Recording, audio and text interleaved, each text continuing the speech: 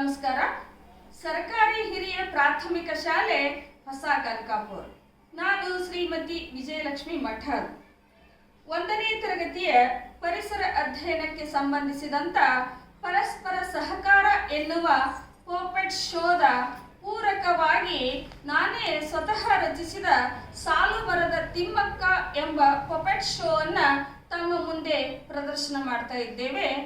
ತಾವು ನೋಡಬೇಕಾಗಿ ವಿನಂತಿ. ಸಾಲು ಬರದ ತಿಮ್ಮಕ್ಕ. ಅರಳುವ ಹೂವುಗಳ ಪ್ರೀತಿಸಿರಿ, ಮರವ ಪರಿಸರವ ನೀವು ರಕ್ಷಿಸಿರಿ. ಅರಳುವ ಹೂವುಗಳ ಪ್ರೀತಿಸಿರಿ, ಮರವ ಪರಿಸರವ ನೀವು ರಕ್ಷಿಸಿರಿ. ಚಿಗುರಿದ ಹಸಿರೆಲೆಯ ಚುಂಬಿಸಿರಿ, ವನದೇವಿ ಸಿರಿಯ ನೀವು ಪೂಜಿಸಿರಿ. ವನದೇವಿ ಸಿರಿಯ ನೀವು ಪೂಜಿಸಿರಿ. ನಾಳೆಯ ಮಕ್ಕಳು ನಾಡು ನಗಬೇಕಿದೆ, ಒಳ್ಳೆಯ ಗಾಳಿ ಕುಡಿದು ಉಳಿಬೇಕಿದೆ.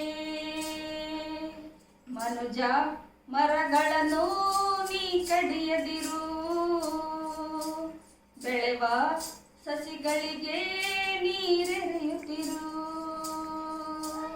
ಅರಳುವ ಹೂವುಗಳ ಪ್ರೀತಿಸಿರಿ, ಮರವ ಪರಿಸರವ ನೀವು ರಕ್ಷಿಸಿರಿ.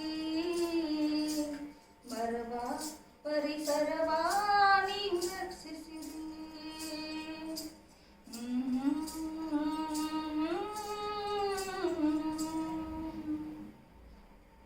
ನಿರೂಪಕ.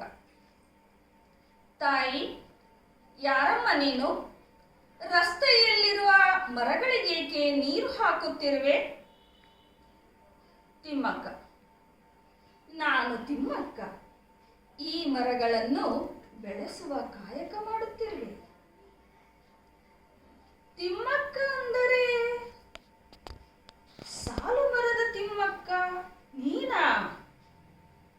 ತಿಮ್ಮಕ್ಕ. ಹೌದಪ್ಪ, ನಾನೇ ಸಾಲು ಮರದ ತಿಮ್ಮಕ್ಕ. ನಿರೂಪಕ. ತಾಯಿ, ನಿನ್ನ ನೋಡಿ ತುಂಬಾ ಸಂತೋಷವಾಯಿತು. ನಿನ್ನ ಪರಿಚಯ ಹೇಳುವೆಯಾ? ತಿಮ್ಮಕ್ಕ. ನನ್ನ ಪರಿಚಯ ಹೇಳಿಕೊಳ್ಳುವಷ್ಟು ದೊಡ್ಡವಳಲ್ಲಪ್ಪ ನಾನು. ನೀನು ಕೇಳಿದ್ದರಿಂದ ಹೇಳುವೆ. ನನ್ನೂರು ಗುಬ್ಬಿ ತಾಲೂಕು. ಅಪ್ಪ ಚಿಕ್ಕರಂಗಯ್ಯ, ಅವ್ವ ವಿಜಯಮ್ಮ. ನನ್ನಪ್ಪ ಕಲ್ಲು ಕ್ವಾರೆಯಲ್ಲಿ ಕೆಲಸ ಮಾಡುತ್ತಿದ್ದ. ಹಾಗಾಗಿ ನನ್ನನ್ನು ಶಾಲೆಗೆ ಕಳಿಸಲಿಲ್ಲ. ನನಗೆ 12 ವರ್ಷವಿದ್ದಾಗ ಮದುವೆ ಮಾಡಿಬಿಟ್ಟರು. ನಿರೂಪಕ. ಓಹೋ, ಬಾಲ್ಯ ವಿವಾಹವೇ? ಸರಿ, ನಿನ್ನ ಪತಿ ಯಾರು? ತಿಮ್ಮಕ್ಕ. ನನ್ನ ಪತಿ ಚಿಕ್ಕಯ್ಯ, ಮಾಗಡಿ ತಾಲೂಕಿನ ಲಿಕ್ಕಲ್ ಗ್ರಾಮದವರು. ಆತನೂ ಶಾಲೆ ಕಲಿತಿಲ್ಲ.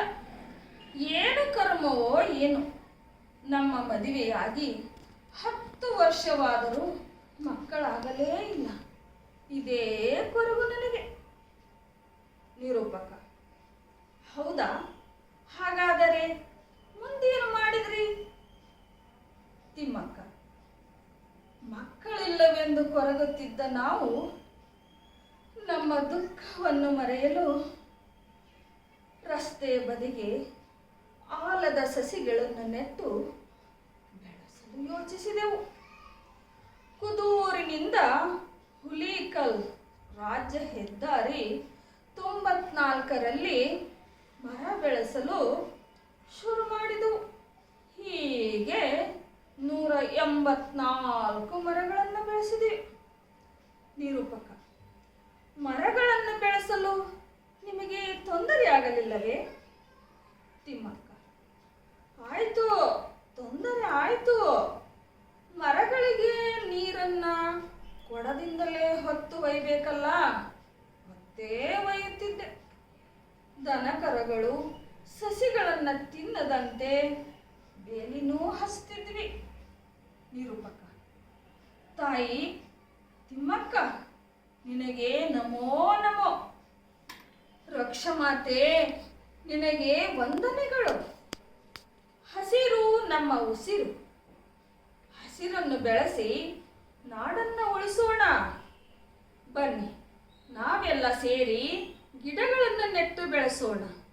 ತಾಯಿ, ಮತ್ತೊಮ್ಮೆ ನಿನ್ನ ಪಾದಕ್ಕೆ ನನ್ನ ಶಿರಸಾಷ್ಟಾಂಗ ನಮಸ್ಕಾರಗಳು. ಧನ್ಯವಾದಗಳು.